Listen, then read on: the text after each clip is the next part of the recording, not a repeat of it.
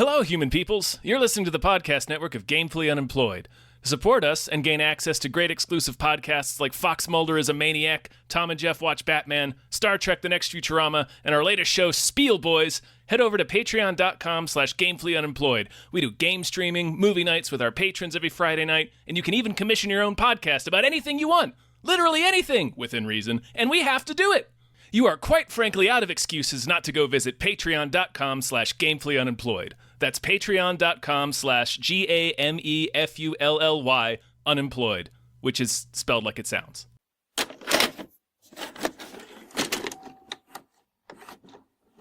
We're ready to get ghoulish. We're gonna get so ghouly up in here. Ghouly and gothy and pop culture-y. Hey everybody. Hey. Hi, my name is David Bell. My name is Cristian Ramirez. And we just watched Beetlejuice. Beetlejuice. Just the two. None of that three shit. Nope.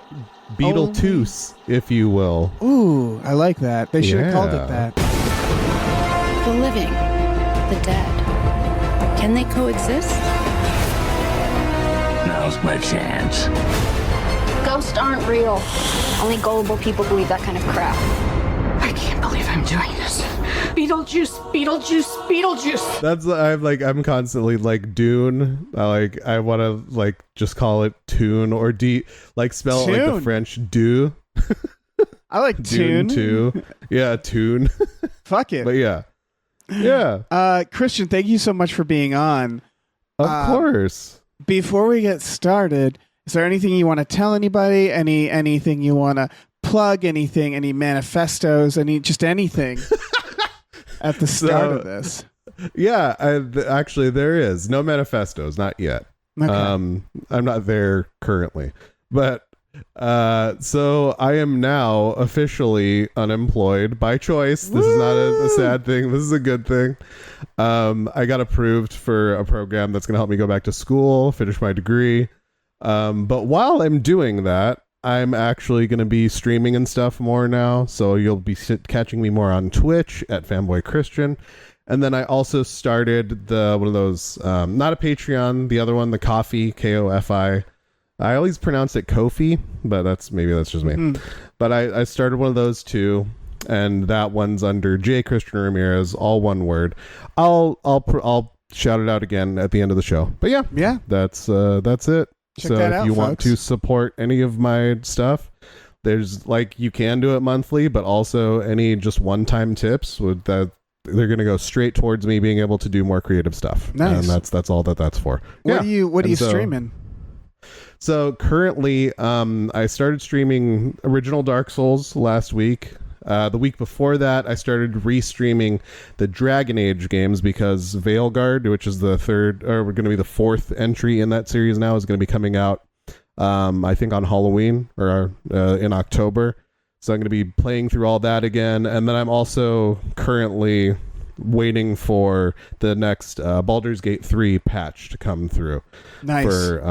Because, I've been meaning to finish that game because I keep getting 2/3 of the way through it and then starting a new character. I'm maybe I want to be a halfling this time. Okay, I'm going to do that. Maybe I want to be a half-orc this time. And then it's tough, man. I've beaten it once and I've gone through a couple more times, but it's funny because the story stuff, I just want a combat version or something. Yeah. Because the fun is sort of leveling up characters and doing the combat. Yeah. The story is great, but it's just I don't care that much about getting from A to B and walking around. It's just I just want to fight things. It's so fun. Yeah. I want to see the difference between fighting as a monk and fighting as a cleric or whatever. I just want to try it out. Oh yeah. But yeah, so those are all games that I'm currently in the middle of streaming, and Nice. I'm going to be trying to stream at least once a week for the foreseeable future. Nice. Good. People check that out. But we're here to talk about Beetlejuice. Yeah, Beetlejuice. Directed by Tim Burton. Well, so my biggest fear going into this movie, based off the trailers, because the trailers seem to highlight all the callbacks. Yes. And so my biggest fear going into this movie was that we were going to get like, you know, a Ghostbusters where they love that reverence for the original. They're sort of obsessed with that. And to my surprise, I did think this had a lot more original stuff. In fact, what you see in the trailer is pretty much it. Yeah, that's like it overly represents such a small part of the movie. Yes. In the trailer. Like it's a huge disconnect between what the studio thought was marketable about this movie and what makes it, in my opinion, a good sequel and good movie. So you liked it? So I did. I did too. I thought this was an excellent sequel specifically. I had a lot of fun. Yeah. Yeah. Yeah, exactly. The callbacks that were there weren't overwhelming, and like for better or for worse, it just does a bunch of new stuff. It's doing it's not reinventing how stories work or anything, but it is telling a new Beetlejuice story that is fun and different, and doesn't even feel like they felt the need to like do, you know, there's still like the marriage stuff, there's like you know, including of certain things, but like it feels like a completely different conflict as well. Right. And so that was very refreshing and surprising. What do you think makes it a good sequel specifically? Specifically, I think Tim Burton in this movie, especially, Beetlejuice to me is like one of the most Tim Burton specific movies. Yeah. Because like, of course, his Batman movies were very much had his signature stuff in it, but Beetlejuice in particular marries this like his comedy plus the grotesque stuff that he loves to do, plus all the practical effects, and his little goth heart is so evident in the Beetlejuice movies. And I think it's executed in a way that obviously, and maybe this is just a comment on society, but a lot of the stuff that he does in this movie is still completely relevant today as it was when the original Beetlejuice was made. Yeah.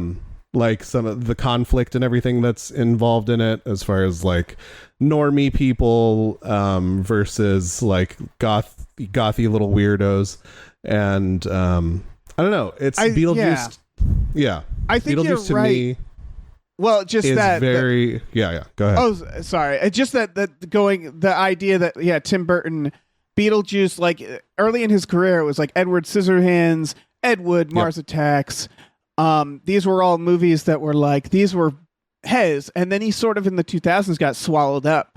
It was like do Planet of the Apes, and he still did like Big Fish, like he still did things, but it felt like he started taking on like properties, and so like it was just nice to see that he hadn't been sort of beaten down by that, and so when it was time to make Beetlejuice, he was like, this is going to be mine again. I'm making this mine. I'm making it a Tim Burton movie. Because there were so many attempts to make another. He wasn't even originally attached to this. Like there was so many. Really? Yeah, there was so many attempts to make a sequel since the 90s, and this one, and when it hit pre-production, he wasn't even involved right away. And I guess he like got on, and then he just like wiped out the script and started over, which makes sense. Yeah, absolutely.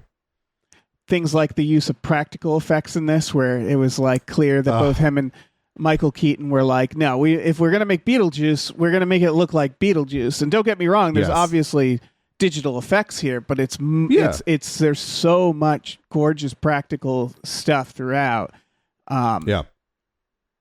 It's his use of digital effects feels a lot like the way that like Spielberg used digital effects, in that there are so many practical things that are being used, like that you can tell the sets and a lot of the effects were done actually in like the actors were acting against physical stuff that existed in reality, but then he uses digital effects in a way that's like just enhances the things that are already there to make it like cleaner, make it look better.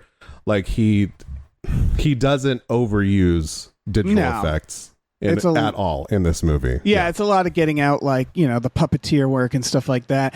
I think I've said this before. I forget when, but like, what's interesting about Tim Burton and CGI that I feel like we've slowly learned is that the look of Tim Burton, if you rely all on CGI, it really loses the uniqueness of his look. Like his specific look really is like stop motion or practical effects.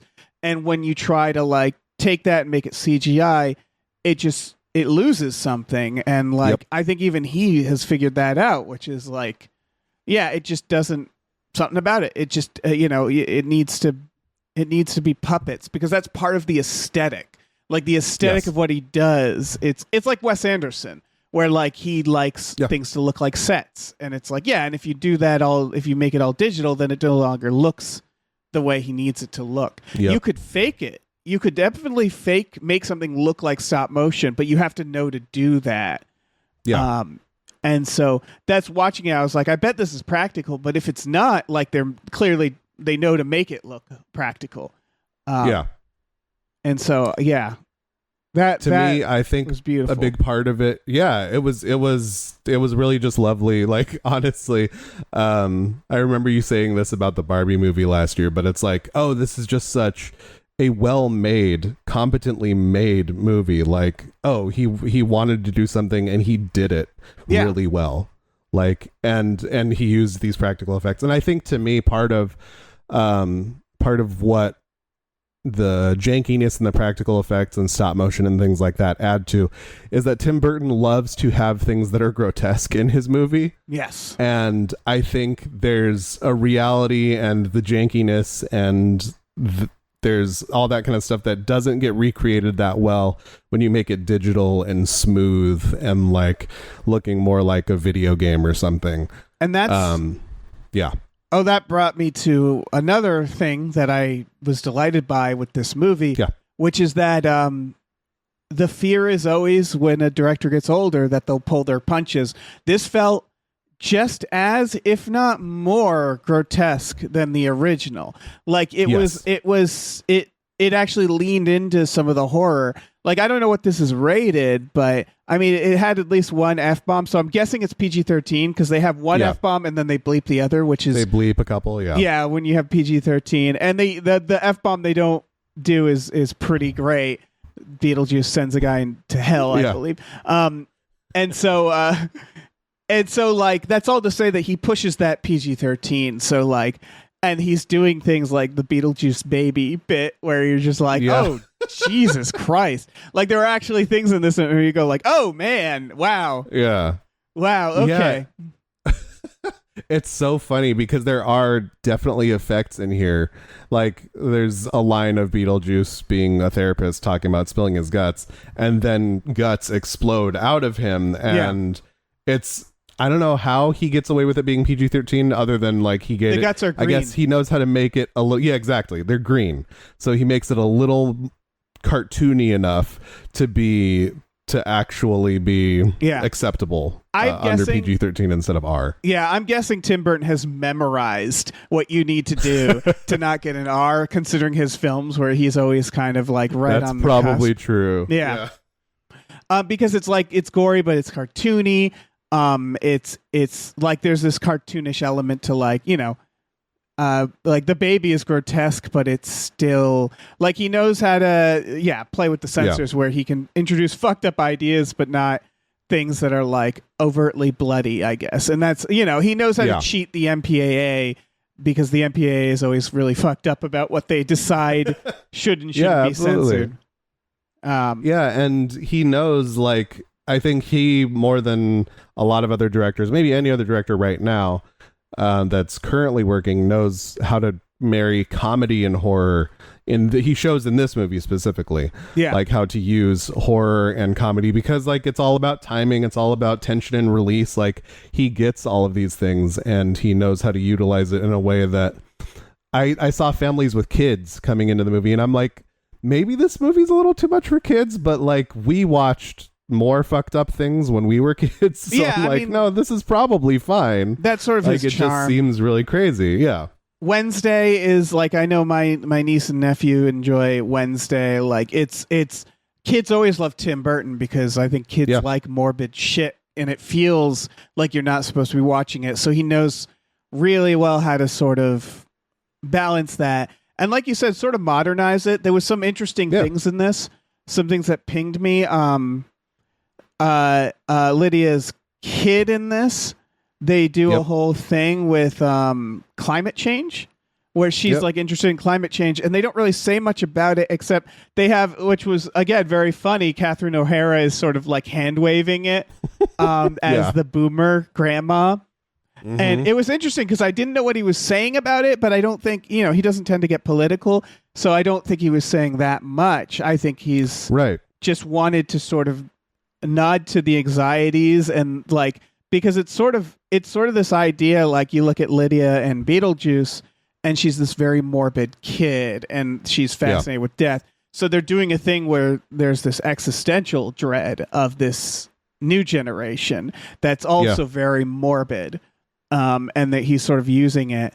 So that was like it was an interesting choice. There was some interesting, because he also, there's this underlying, and people know we're going to spoil it. There's this underlying, I don't want to say message, more of like motif of nice guys and versus Beetlejuice. There's these performatively 100%. Nice, or like quote unquote not really woke, but like he doesn't really do that shit, which is great.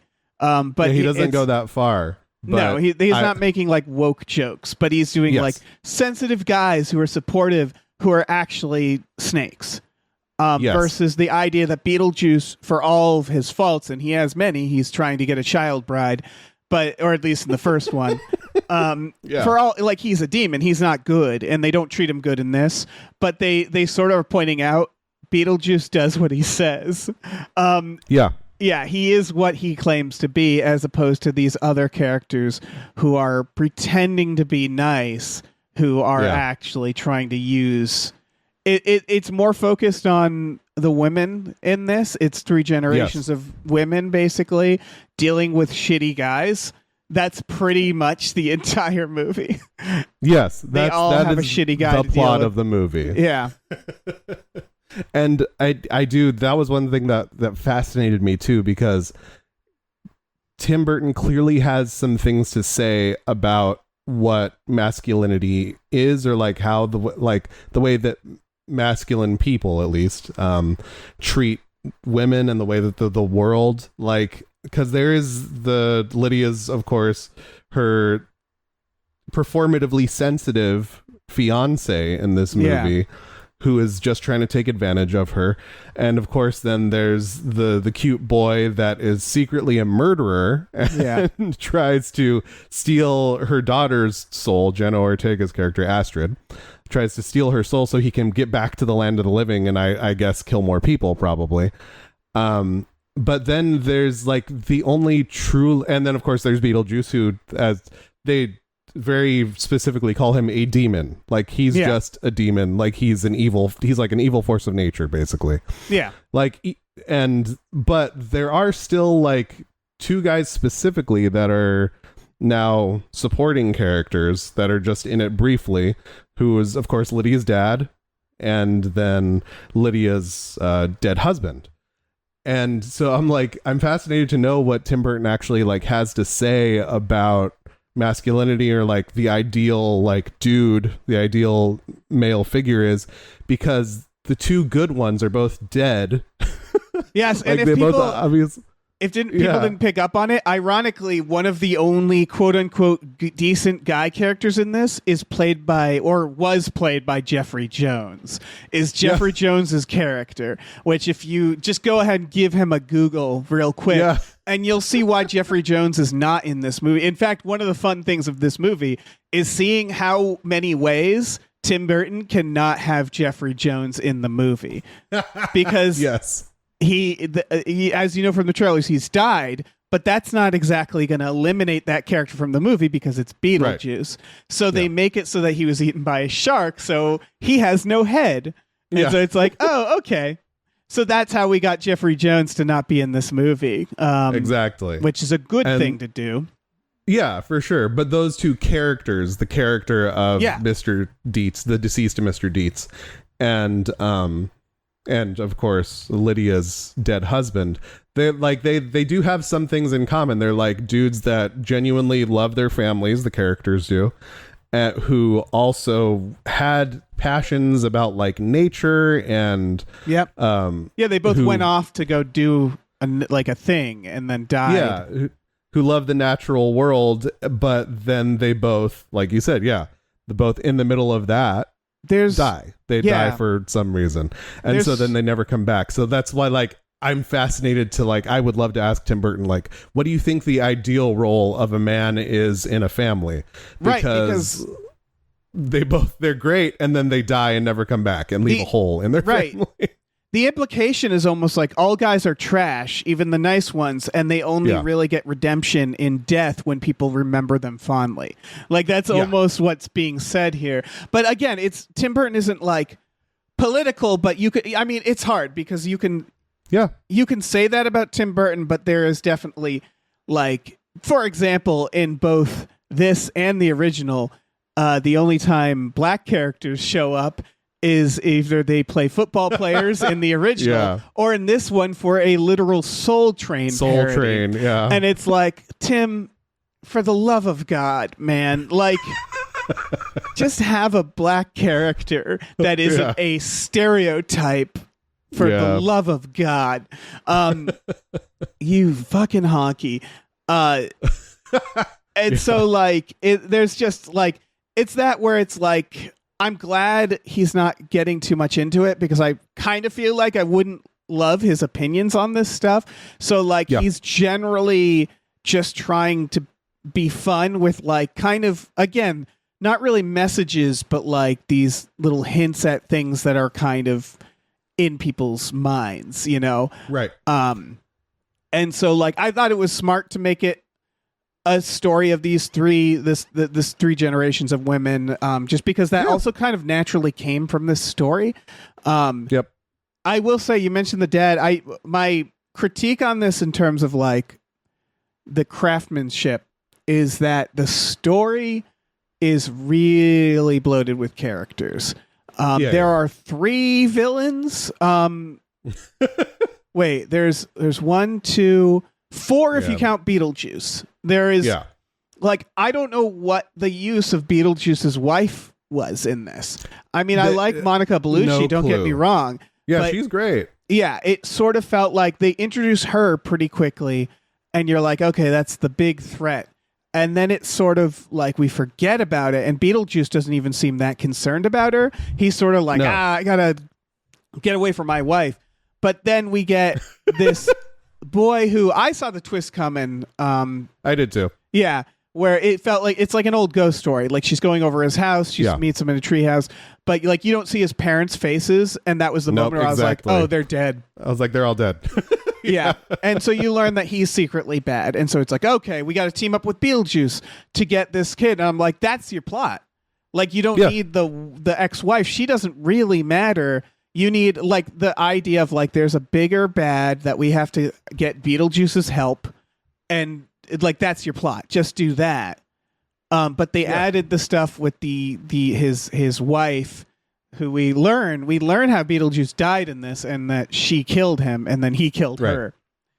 And it's that's like, save that for Beetlejuice 3, I guess. You know, like, I guess, if you were gonna do a third Beetlejuice, then maybe you do that. But you're right. It was completely unnecessary because she doesn't actually do anything that's necessary to the plot in the movie. Yeah. And likewise, she kind of motivates Beetlejuice to try to marry Lydia again. Yeah. So that he can get out of their marriage.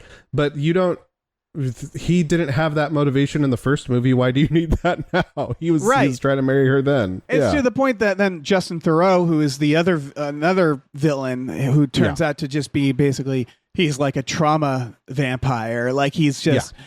Lydia lost her husband, and he's swooped in, and she has this show, and but, like, it's to the point that they have to dispatch both of them at the same time, and really quickly and unceremoniously, and it just didn't feel like there was room for it. Similarly, Lydia's dead husband is also there was this whole plot where she's like, I haven't seen him. She, if you remember, if people remember Beetlejuice, she can see the dead, and she still does.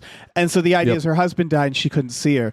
I see him. I thought the really clever thing to do, because she mentions like he was lost at sea or whatever. I was like, oh, he's I thought not he was going to be alive. Yeah. That's why she can't see him. That's such a... But instead, he shows up for like 3 scenes, and he's just working in the afterlife, and he goes like, oh, hey, let me help you out real quick. Okay, bye. And it doesn't feel like they really know each other. Like Lydia just sort of like smiles at him, and they like hug. Yeah. And I'm like, it doesn't seem like you liked this guy or knew him well.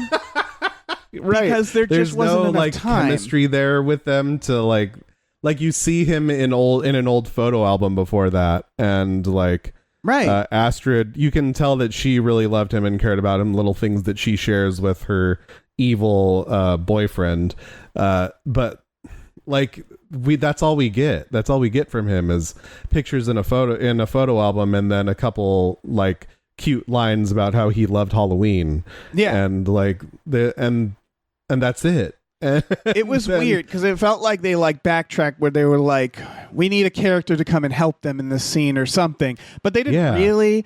But he just kind of shows up to be useful for the plot, and then he's gone, and I'm like, I didn't know anything about that guy. Yeah, he's kind of a MacGuffin. Like he's like, okay, it's her dead dad. Oh, he showed up in the afterlife at this scene where we needed somebody to intervene, but we didn't really need somebody to intervene because like Lydia goes after her and Catherine O'Hara's character dies. All like they literally just could have solved it with the things that already save them. It's there's so many Deus Ex Machinas you can put in this that you don't need to really, because like Beetlejuice will literally just appear and help, and that's fine. Like that, we're not here to like, I don't need this to be complicated. It can make sense, but like what I need more than anything is just like the characters, and that's the thing is this is still a very fun movie because the characters they focus on I enjoyed and I liked the story. There was just some bloat that was like, it's not even like bloat because it's like it's not a long movie. It was just like too many characters. Where it was like I don't know why this person's here. I don't know why you have 4 villains. It got kind of jumbled. And then there's Willem Dafoe, who is fucking awesome. Yeah, he's great in this. He was so funny. Yeah, I love it when Willem Dafoe gets to be funny. Like this is Life Aquatic funny with Dafoe. Yep. He plays the detective who was an actor, and so he likes to be seen being a detective. Like, he's also a the good supporting guy. Cast is very good. Yeah, like Willem Dafoe. And like Danny DeVito was in it for all of 2 minutes. He did a cameo. It was great. That was good too. He plays a racist janitor. Yeah, exactly. Which is like, all right, perfect. And like, you got to get him in the weird dead makeup, and got to that was fun. Like, shot of him drinking Drano and stuff. That was good. Yeah, I feel like Tim Burton, having watched It's Always Sunny, was like, I did disgusting That's Danny true. DeVito back when he was the Penguin, but like it's just like let's play that up. Like we love our gross little Danny DeVito now. So let's really hammer that home. Yeah, he was a lot of fun in it. And again, Willem Dafoe is there's a lot of. It's funny. I had just watched before seeing this as a coincidence. There's every frame of painting about comedy and how Edgar Wright is a director who understood. This applied more to like the 2010s, where comedy became this thing where it was mostly just improv, and there was nothing where you could close your eyes and you'd understand all the jokes.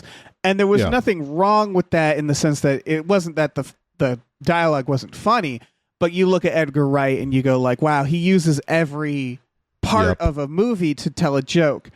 And so this is all to say that so did Tim Burton in this. It felt actually a little Edgar Wright, not in the style of directing, but in the style of humor. So like Willem Dafoe has an assistant that keeps handing him coffees dramatically. When she walks in, every time she has a line, she like gives him a coffee, and then he crushes the coffee and throws it. And then like he's running around the graveyard, popping into frame, being very funny. He gets frozen. And then the moment he's unfrozen, he's once again handed the coffee. And it was just like little things like that where you're like, oh, this is really good, like slapsticky type, like visual humor around Willem Dafoe a cartoon. Specifically. Yeah, he made them into cartoon characters in a way that was very like, and of course the first Beetlejuice goes by cartoon logic too. Like just because we see that we see the afterlife and it obviously has some rules to it, but it's all like bureaucracy and like that kind of stuff. And it's, I guess, purgatory, as this movie implies. Yeah, because there is a great beyond. Yeah, the Soul Train, and there's obviously a hell that the murdering boy ghost gets sent to. But yeah, and so it's Tim Burton doing like Simpsons bits basically, to where like everything you see on screen is a joke in one way, and in a lot of scenes in this movie. Yeah, and that's funny. It's really good. Yeah. Yeah, and that's like the difference between film craft and just like a director who's like, all right, you guys riff and we'll get it in the edit. Like, right. It's not that type of movie, so it's nice that he didn't do that type of thing. I think this might have been funnier than I don't get too many like big laughs from this, but that's comedy snob in me. Like nothing makes me laugh that loud, but it's more of just like, oh my god, that was great. A lot of that and a lot of it was Willem Dafoe of just being so much fun. Yeah. I liked, but again, he goes back and like, it's really good. Simpsons is a good comparison because it's sort of like, it's not too adult, but it's also very smartly done in a way that adults appreciate. And then kids like the Bob and all the Shrunken Head guys felt very much for kids.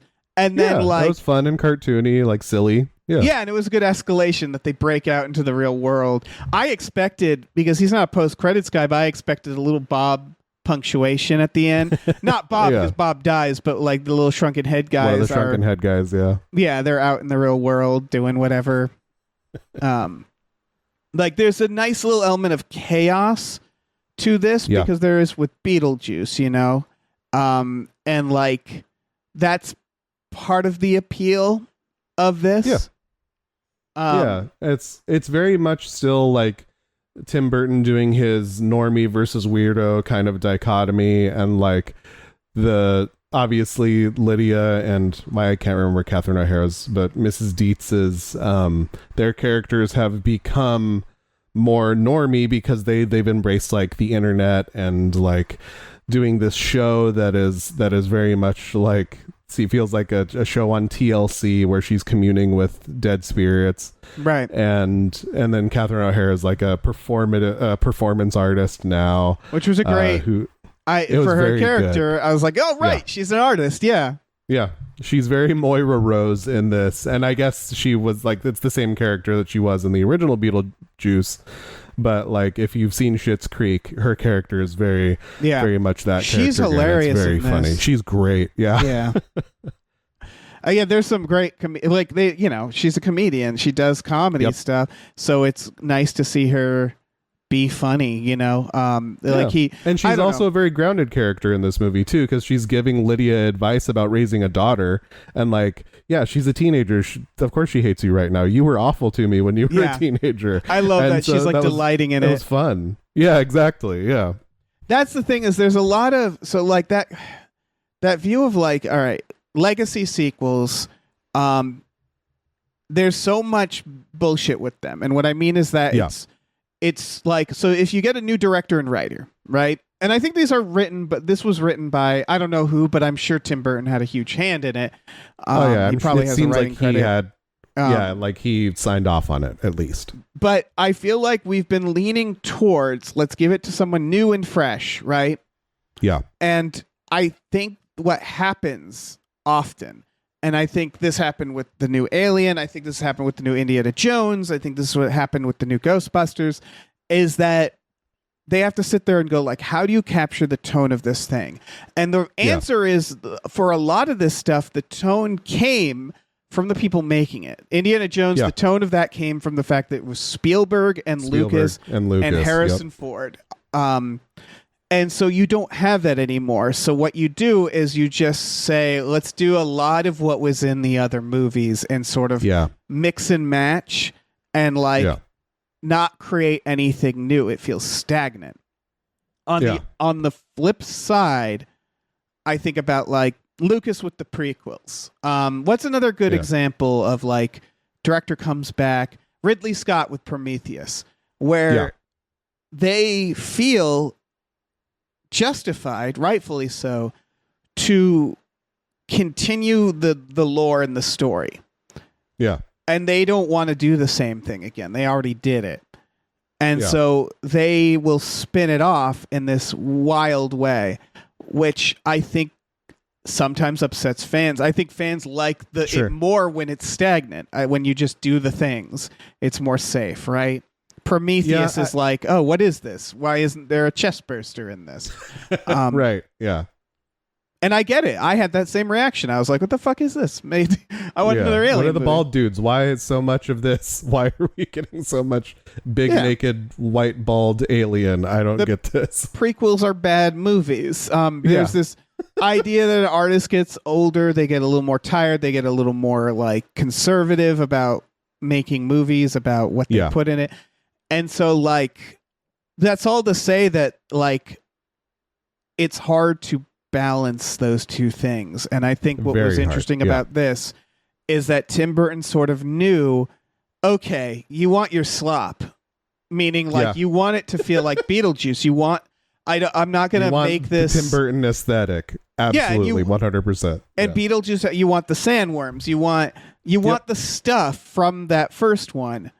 Okay, we'll do that. But like, I'm like, he's allowed then to in that world do new things and like expand on it in the right ways. Yeah.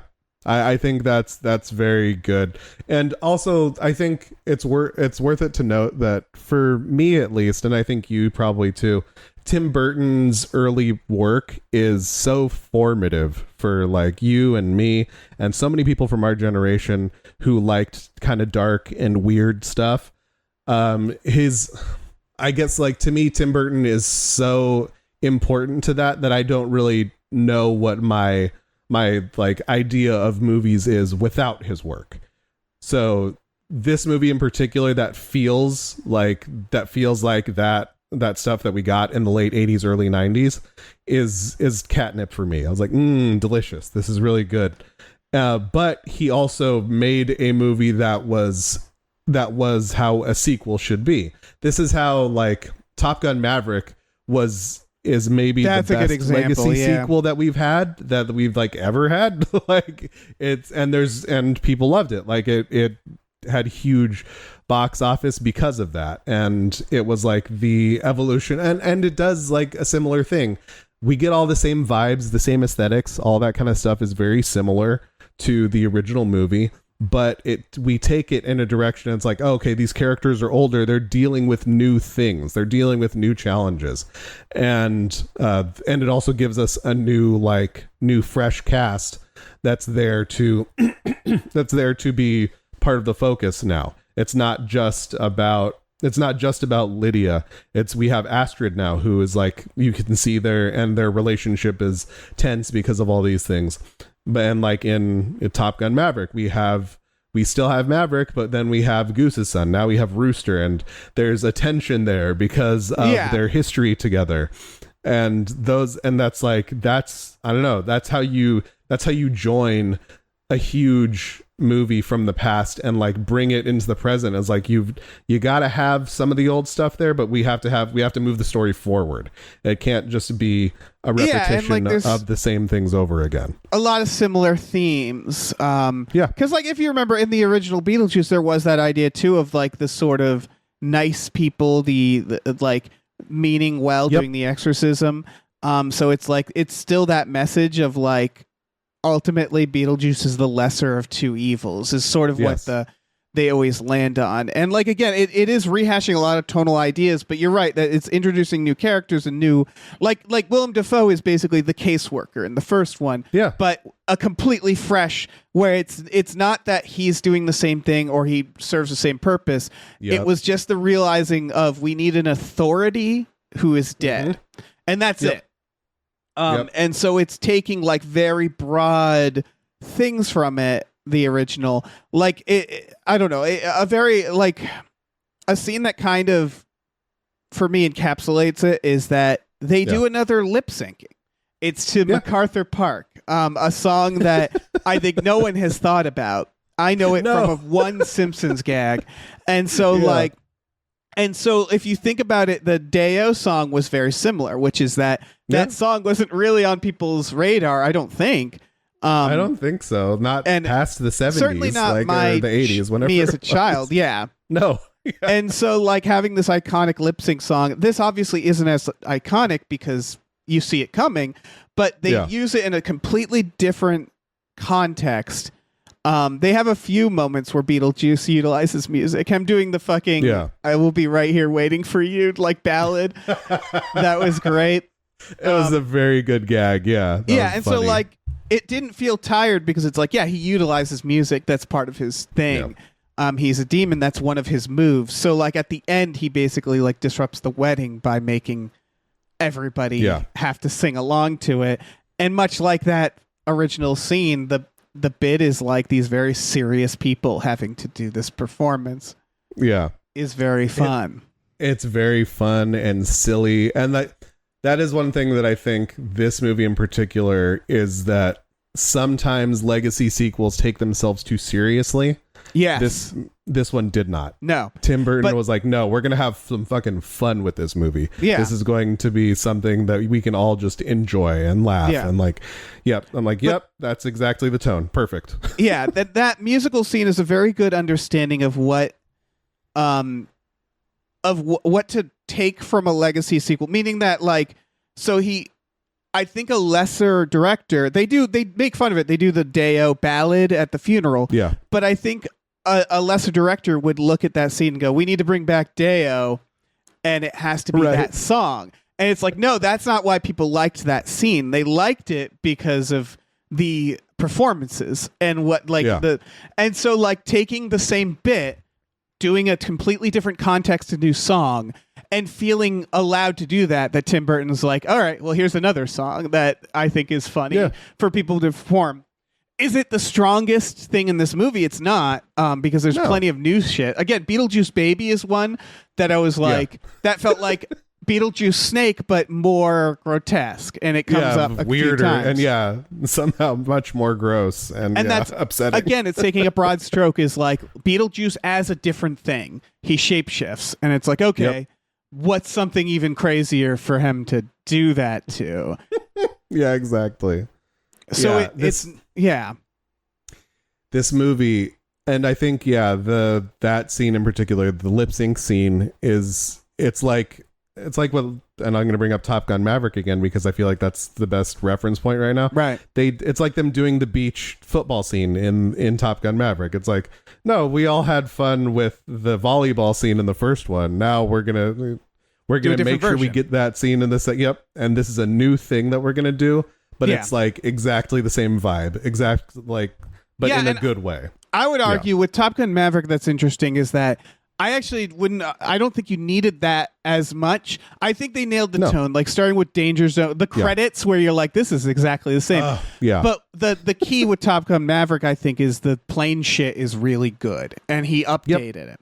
And so like ultimately like it was like a lot of similar relationships, but they played with Tom Cruise being older, and they did a lot of fun stuff with him like having to like sneak around the daughter and shit like that. Like there's still like you said, there's extensions of it, but it feels like it's in the world and it's the same tone. And people like that. This movie too. This movie with the sets, especially the afterlife. It's like, oh, that is such a signature from the first movie that of course you have to do that again. But and they updated it. Exactly. We got an updated and expanded version of what the afterlife was from the first movie. It's a little larger, you know? Yep. I think there's some digital effects, like just sort of expanding like the space in some of the shots. Oh yeah, for sure. Yeah, and that this whole movie felt just bigger than the first Beetlejuice movie. Like we did expand on the lore and the world, but not in a way that felt like tiresome. Like it didn't feel like having to hear about trade disputes in the first 3 movies of Star Wars. Like, and again, there's just, I don't know. I think what makes it, again, it's such a fine line, because I think like another director would have felt the need to de-age Gina Davis and Alec Baldwin, you know, like there would be like, they're not in this. They're not even a hint at it. And it's not their story. There's certain little bits like that where like it's sort of, it's the other legacy sequels I've seen sort of exhaust me in a way where I'm like, you got to put that in it. You know, there's that feeling of like, we better put that, we better reference that. And so like, that's what's nice about this, where it's like, we're back in this world that you're very nostalgic for, this world. And it feels like that world. We didn't update the visuals. We knew that that's the things that worked about that world. Again, Top Gun, if they had made that new Top Gun and said like, let's do like CGI planes, it's like, no, you're missing the point. They made it look better. Don't get me wrong. They used CGI. Of course. Yeah. They use modern technology, and that's fine. But they knew to shoot real things. So like, there's like that instinct is gone, which is like, let's update it. Let's make it look the effects better. Let's not your grandfather's Beetlejuice world.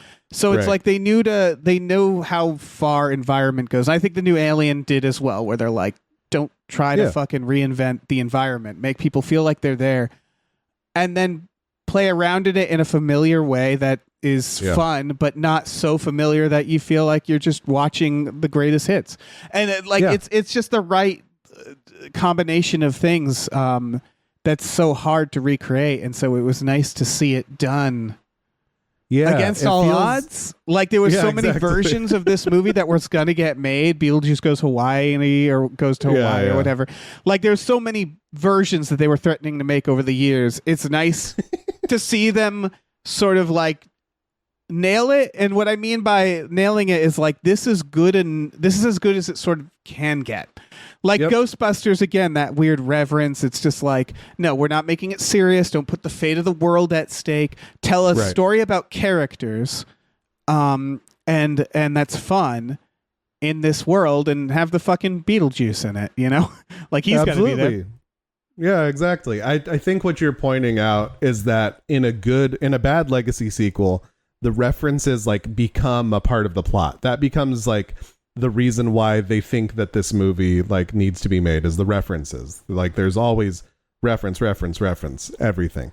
But in a good legacy sequel, they're just that. They remain just a reference. They're just like, okay, this is a point of something that happened in the first movie, and we're gonna point it out, and it's good. Then we're just gonna move on. We're gonna keep going forward. We're not gonna get dragged back into everything about the last story. No, this is a new story. We're moving forward. We're not just gonna because like you said, Alec Baldwin and Gina Davis, like in a bad sequel, they would have been there. They would have like made more than cameos. They probably would have been supporting characters. But this one is like, they give it a line, they acknowledge it. She's like, no, that couple moved on, and that was it. Yeah, there's a cool shot of the model where you see them in the model, which I really liked. I think it goes to like, it's the idea of like people not thinking about why something. It's the surface level where it's like, okay, you look at Slimer in Ghostbusters. And like, then you're making a Ghostbusters sequel, and you go back and you go like, okay, why did people like Slimer? The answer is they didn't really like Slimer. Like that's honestly the answer, is that what they liked is that it's their first ghost, and it was this grotesque, dumb monster eating things, and they didn't know what they were doing. The fun of that scene is that they have to try to deal with Slimer, and then Slimer for the sequel, they kept bringing him back because he became like the Mickey Mouse of Ghostbusters. But like that was like corporate meddling. That was corporations being like, you love Slimer. Here's a Slimer toy. The kids love Slimer. And it's like, yeah, fine. I fucking like Slimer. He's fine. But like, that's not why Slimer was a good thing. And so when they made the sequels, they're like, let's have Muncher. He also eats stuff like Slimer. And it's like, and he's another character. And we'll also have Slimer. Let's have the Stay Puft guys. And it's like the Stay Puft Marshmallow Man wasn't interesting because of what he was. It was because of the joke that Ray thought him up because he was told not to think of anything. Told not to think of anything. And they're not going deeper enough into the thing.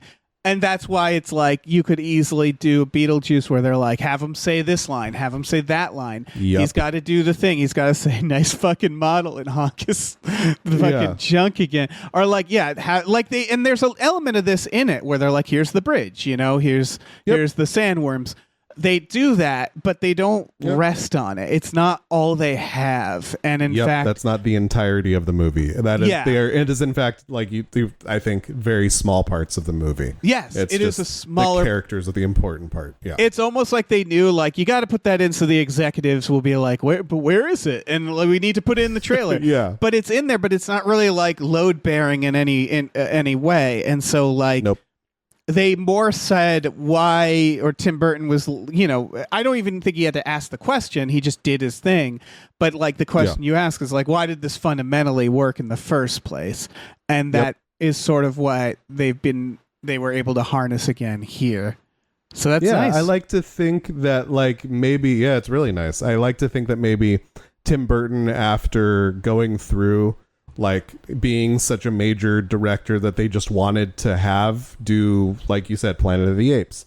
Like they wanted to have him do so many things in the 2000s that maybe didn't really fit him that well. That was just like, oh no, we need the name Tim Burton attached to this property so that it can get made. Studio notes. Here you need to do all this. I think maybe now he either has learned to navigate that, like you said, to where it's like, okay, we have these references in there so that the producers are content with it, that the studio's content with it.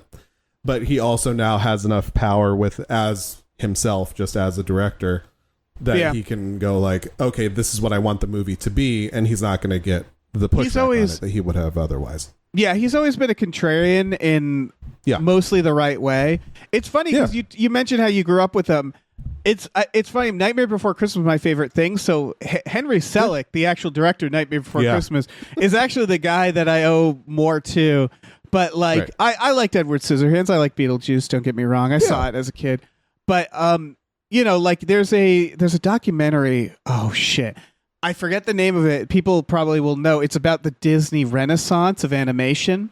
Okay, yeah. In the 90s, and there's an amazing scene in that documentary where they're going around the office. It's like an old video that they're taking, and they're like, "Oh, there's Tim's desk, and there's a little creepy Tim Burton," and they're like, "Hey, say hi, Tim," and he's like, "Hey," and you forget that like he started as a Disney guy and then immediately left there, or I think got fired. I don't know. And so he's always been like kind of like he's always had that Gen X rebellion stuff. And Dumbo, I don't know if you saw Dumbo, is literally him sort of watched Dumbo. Talking about how much it sucks that he's making Dumbo, like the plot of Dumbo. That makes sense. Yeah. And Michael Keaton's in there, and it feels like it's him collecting a check while making fun of Disney and going like, yeah, sure. So he has never lost that, I think. He just sort of. And so, like, this could have been a much more bitter film for that reason, I guess, because I do think he's he's probably a bit bitter. He's not perfect. And so, like, I don't know. It's all to say that, like, I was, again, very, very skeptical of this, but it looks like I don't know how much power he had, but I feel like at this point, he knows how to sort of, especially after Dumbo, where it's like, it feels like he knows how to work with the corporate people while still telling them to go fuck themselves and they don't even realize it. Yeah. So like he definitely gave them what they wanted here. Like it felt like it's just a very rare time where I'm like, I feel like he managed to walk the line for everything. The Jeffrey Jones of it all is another good example, which is like, all right, well, I don't want to fucking hire this pedophile, but he's a major character in it. we can kill him off, except, he's in the afterlife. So how do we do that? They have a stop motion sequence. That's the only time you see the character's face. Absolutely. And it feels, because it's a flashback, or it's someone saying what it's an unreliable narrator. Mrs. Dietz telling the tale of how he actually died. Yeah. So it doesn't feel out of place, but you know why it's there too. But it was really smart how he got around that in the creative way, which is a weird thing to have to get around, but he did it. Yeah, absolutely. And it's just like really competent filmmaking. Like, it's just like, oh yeah, this is what a Beetlejuice sequel should be. That makes perfect sense. Like, you have the bits in it that are references to old things, but it's like, oh, these are new characters, and the new characters, we also like love them because we see how much the old characters care about them, and like they're just in new situations. It's like, I don't know how to describe what makes a good sequel, but this is what a good sequel like should be. It's hard because like there is still one final test for this, but what it was, and it feels mean to say, but it was this moment where I went like, oh, Tim Burton, he can still do it. He can still do it. And it's not really his fault. It's what we're saying is that he hasn't really had a shot at it. And like, there's also this element of like, along with Jeffrey Jones, he also makes a lot of things with Johnny Depp. And it's like, boy, your friends suck, Tim. And so like, that's all to say, like, I haven't gone back and watched a lot of things, but like, it's been a while. Like, I think the last time I saw Tim Burton do an original-ish story that I was like, damn, he's doing stuff, is Sleepy Hollow. And that's not even based off of an original idea. Like, Big Fish was good, but I didn't love it. It was Big Fish. It was very it was more like, I'm an adult now. Dark Shadows I did not like. I didn't see Frankenweenie. So maybe that's good. I didn't either, but I've heard it's good. I've heard that's a good one. And like Corpse Bride and stuff, which I don't know. I don't know if he actually made that, but a lot of it became very CGI. The Mrs. Whatever Home for Children one that he did was like, felt like it was drowned in CGI. Alice in Wonderland, of course, was like, nope, you too much. Sweeney Todd is actually, I rewatched it recently and I was like, this actually kind of sucks. The characters are all mean and you don't like anybody. So like, this is the first time in like 20 years that I'm like, and he made Wednesday, right? Or was that a different director? I think he might have written it or produced it. I actually don't know. That's a good question. I didn't watch it. Because it does certainly feel like I didn't watch it either, but a lot of younger people that I've heard, they like it, they like Wednesday, and it's like, oh, okay. I mean, maybe whatever part that he took in it, like, gave him some like, oh, okay, right. The younger people like my stuff still. All right, cool. I'll make something else that's like, yeah, I want to see that for that reason, because Wednesday felt like a hint at it. I haven't watched it, and then this is the realization of like, okay, so he can still make fun gothic movies aimed at like teenagers or young kids. And I just hadn't seen that in 20 goddamn years. I still kind of want to see him do something that isn't a sequel, or, like, can he pull? But at the same time, I'm like, he's done enough weird shit. Like, he's pulled enough shit out of his ass. It's funny how his ideas are like Edward Scissorhands. When you really think about that, you're like, that really feels like you came up with it in a room while looking at the things around you. Like, you were told on the spot to pitch something. Like, it's just funny how like basic it is, but it's the guy who has scissors for hands. And they're like, sure, man, that sounds fucking fine, I guess. It's gonna be beautiful, and it's like, I'm sure it is, whatever. But yeah, I feel like you mentioned him being like, he's a Disney guy, so he really does know how to like make these weird goth feeling, like the feeling of this weirdo, like goth, I'm not a part of the in crowd kind of stuff, but he makes it in a way that is very appealing to a huge broad audience, because he was like he knows how to make a movie, like, and that's like, I mean, if studios are looking for there's no secret to like being able to appeal to a broad audience. Just make a good movie with a compelling story. We don't need all of the other stuff. We don't need to be reminded of whatever it was. Just make something that's good and with good characters, make it interesting, and we'll go see it, because I'm pretty sure I was in a packed theater, so like people are seeing this movie. It's like a limitation of expression where it's like when like there so many things are relying on IP, and you look at all these movies like the Marvel films where it's like you have to have this, you have to have that, you have to have this. Like everything is so limited that I just assumed there was going to be more of that in this, where it's like you got to bring back this, you got to have them do that, got to have them say this. And so it's just nice to see someone walk that line in a way that works. It's not going to always work. Yep. And so, and especially with all these fucking legacy sequels done by other people, it's just nice to see someone who had ownership of this thing taking ownership over it again, and being like, and still being like, yep, still got it. This is like, this is still, I will expand on this. We want it to be. Yep. Yeah, I will expand on it, while also understanding that there's limitations. Because again, it's just Beetlejuice, and what I mean by that is like there doesn't need to be reverence. We don't need to do huge amounts of lore. We don't need to go too far. Like it's all still in that town. It's all still, but meaning that at the end of the day, it was just like I wanted to have fun, and this was fun. And I'll watch it anytime I want to watch something that's fun. Yeah, exactly. And to me, it's very much like the reasons why I liked the early seasons of Stranger Things and then just couldn't. Like I never finished the last couple seasons because it gets very bogged down. Yeah, it stopped being interesting again. It's like, oh no, the first couple seasons, it had some of the vibes of like the Adventure Kids movies like E.T.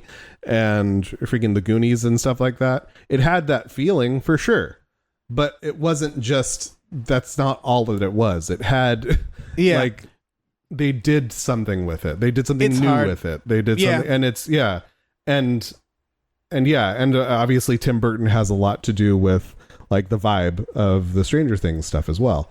Yeah.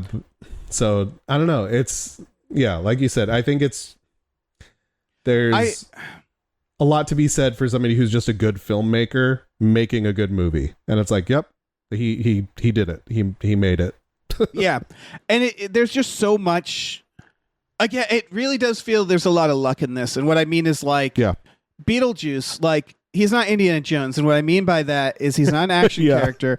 And Michael Keaton, you can't tell that he's a million years old because they cover him in makeup. And so there's little things like, again, there was a little luckiness like that where it's like old Beetlejuice. The character's a demon clown. Like that's what he is. He already looked old in the first one. Yeah. And so it's like, it wasn't like, there's just a lot of little lucky things going for it where they were able to not to avoid the pitfalls of a so-called legacy sequel.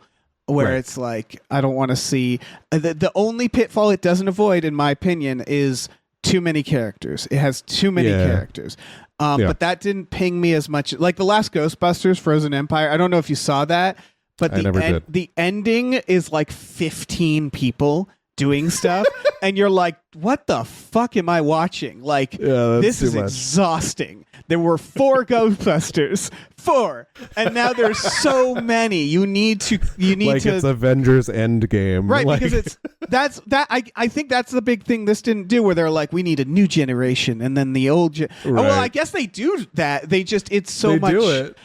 They keep it limited, where they're like one kid. I guess 2, but we'll make one of them evil, and that's it. Yep. Again, it's I don't know. I don't know if it's luck, it's talent, it's all of those things. But if people liked Beetlejuice and they want to see another one, this is pretty fun. So I'd say if you liked Tim Burton's style at all, this is obviously going to feed that part of your brain because it's very much still his aesthetic. Oh, but I do. It's very well made. It's good. I have one more note. Yeah. And this felt like modern brain. The ending is weirdly bummer. And I was kind of disappointed because what I thought he was doing. Yeah. Because this is what I thought he was doing. I thought he was doing a fuck you. Because what they show at the end is the daughter and Lydia move on. They travel. She meets a nice guy. She gets married. And we're seeing like their life. Where it's like fucking 6 feet under. Where I'm like, oh, are we going to see their whole life? And I thought that would be such a good idea because it's Tim Burton basically saying, no more. Like I am showing their entire life. Yeah. It's done. But then in a delightful scene, don't get me wrong, she has a kid, she has a baby, and she gives birth, and it's Beetlejuice. So the baby Beetlejuice. Baby Beetlejuice in a grotesque scene, and then it turns out it's all a dream from Lydia, and then it ends, and that's like a weirdly bummer ending compared to the first one. Like it felt less like the first one had a dance sequence. It was like, we're having fun. This was fun. Okay, credits. Yeah. And this felt like Beetlejuice will return. And I was like, you're doing a sequel tease. Yeah. Yeah. Because she wakes up from that dream and Beetlejuice is lying next to her. And he goes, like, that's I had a weird dream. Yeah. Again, and then she funny. wakes up again. And it's like, that's a funny bit. It is funny. But like, then it's like, okay. So what was that? What was the point of showing that? Like, I guess it's a good bit, but okay. Yeah, what does it do for the story? It's a good bit, but just end the story. Just end the movie the way you want to end it. Don't do a sequel tease. Like, it felt a little like that. It felt a little like, Indiana Jones with his cap. Like, I'm still Indiana Jones, and I'm like, I don't need more Indiana Jones. You don't get to have my hat, Shia LaBeouf. Yeah, he can ride off into the sunset, and you can act like it's the end, even if it's not. So, like, even if they're gonna make a third one, you can still like end this in a conclusive way. Yeah, Lydia's story can be done. Like that's If you want to make another Beetlejuice, sure, but like Lydia with the has kid been or through something. enough. I don't know. Yeah. Yeah, that's all. But yeah, overall, this was fun. A lot of fun. It was really fun. Any other thoughts? I think I'm. I think I'm good. Got all the juice. Got all the Beetlejuices out of this one. Squeezed all the juice. The Beetlejuice. I liked it. I hope Tim Burton, like you said a little earlier, it would be interesting to see him make something new. Yeah. Because this really shows that that he kind of gets it. That he kind of gets he still very much knows how to make a movie. And I like it. Lydia. It's funny. Winona Ryder in Stranger Things looked like my mom. And I'm like, oh yeah, they are about the same age, aren't they? Oh. It's a weird getting older moment, and I'm like, oh, that is interesting. That makes sense. Well, I mean, this is a weird thing for me to say, but after you said that, but she's banging in this, and she still looks great. 100% honestly, she still looks amazing. And I would like to see Winona Ryder in more stuff too, because and Catherine O'Hara. Now, Catherine O'Hara was great too. Yeah, but literally the whole cast was really good. And so, I do kind of like thing knocked it out of the park. Casting, amazing. Yeah. I like where Winona Ryder's at, where she gets the vibe where she's like, I'm rich enough. Like I was reading about this. Apparently, when she signed in for Stranger Things, she said, I'll do this, but if they make another Beetlejuice, I want to be able to do that. And they were like, that's all really right, good. Yeah. So that was one of her conditions is I'm going to have to take a break from the show to make a Beetlejuice if that ever happens. Which good. It might not, really because it's been fucking 40 years. Yeah, because it was decades. Yeah. Well, thank you so much for being on. Thank you all for listening. Cristian, do you want to remind people where they can find you here at the end? Yes, absolutely. You can find me on Twitch at fanboychristian. That's all one word. And my name is Cristian without an H, Cristian. And then if you go to my Ko-Fi, whatever you want to call it, that's I'm under J. Cristian Ramirez on there.